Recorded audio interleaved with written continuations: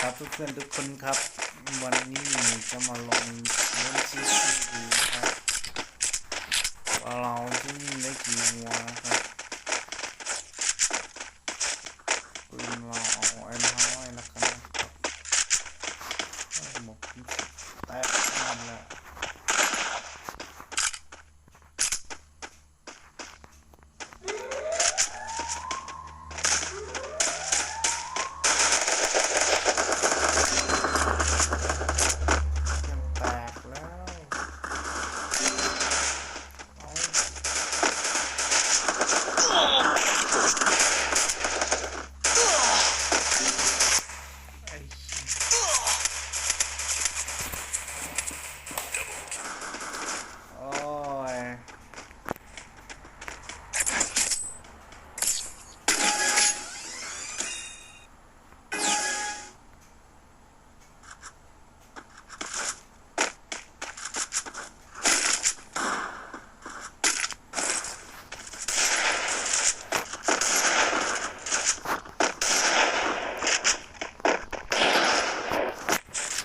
ตรงน่าจะไม่ได้แบบนี้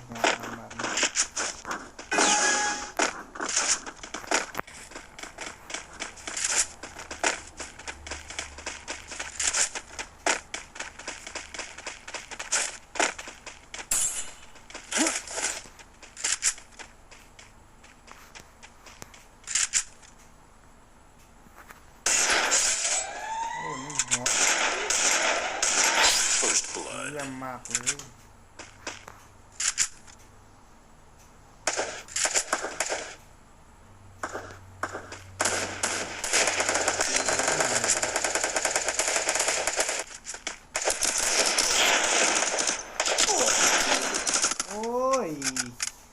หลากบกขึ้นยิงมาสิ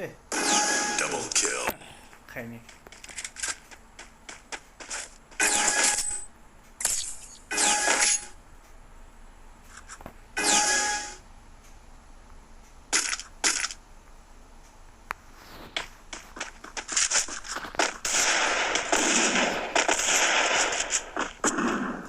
ดูดิได้ปืนเอามาก็คือผมจะยิงเล่นดีสเก็ตไปวิตานึงนะครับ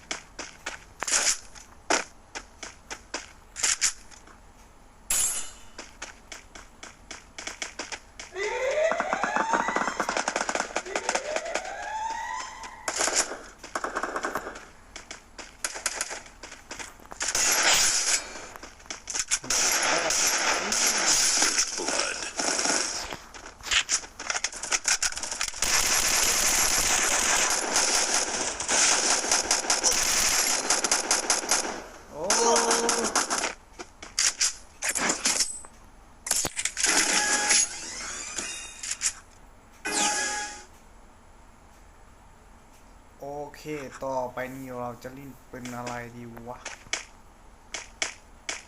เอารีเสิร์ชอีกไหมโอเคซื้อปืนให้โอเค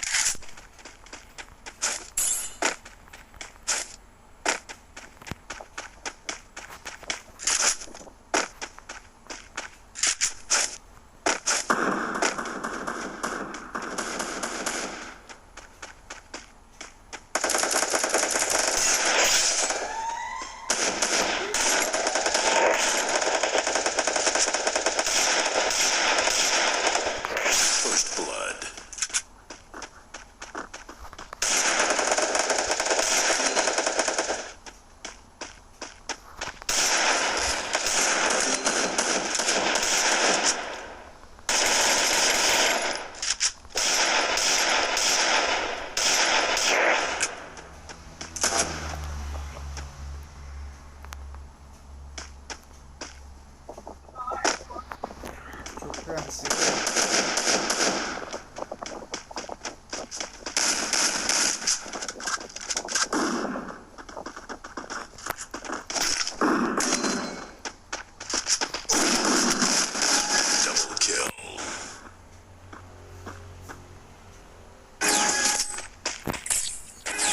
เยี่ยมเลยสิ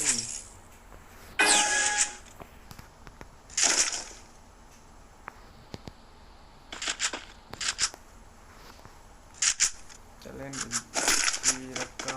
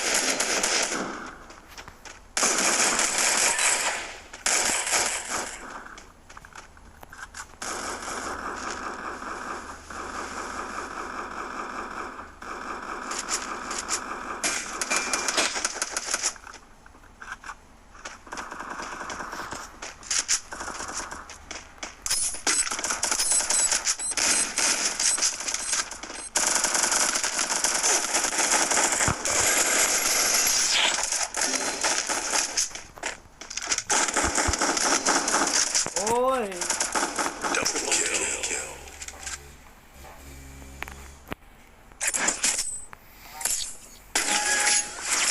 โอเค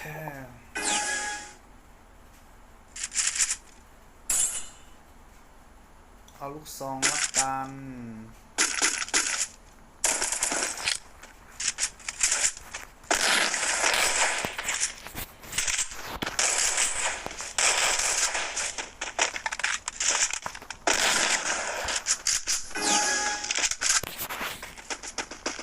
ได้แค่3 ตัวแต่ว่าหัวทุกนัดนะครับ มันจะโดนระเบิดมาหรือเปล่าตั้งออกนะ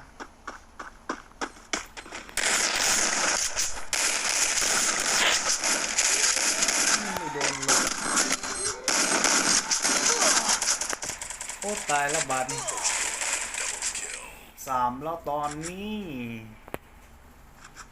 เอา MP ละกัน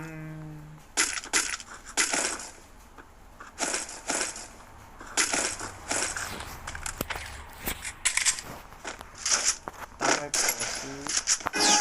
ดีเซอร์แล้วนะครับ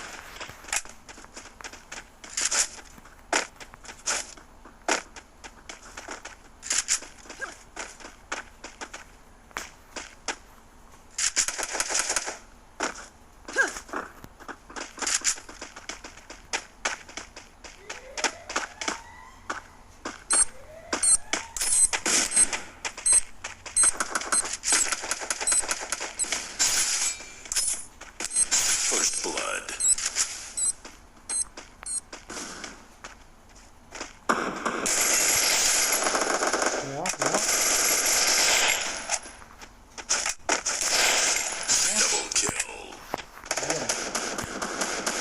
ไปช่วยเพื่อนก่อน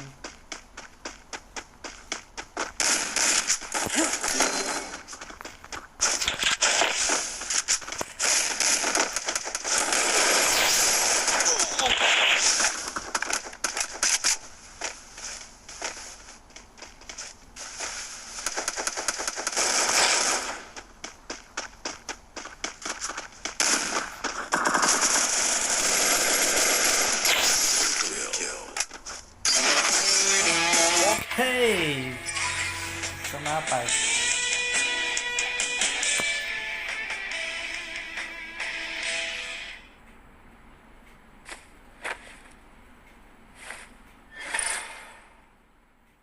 เยี่ยม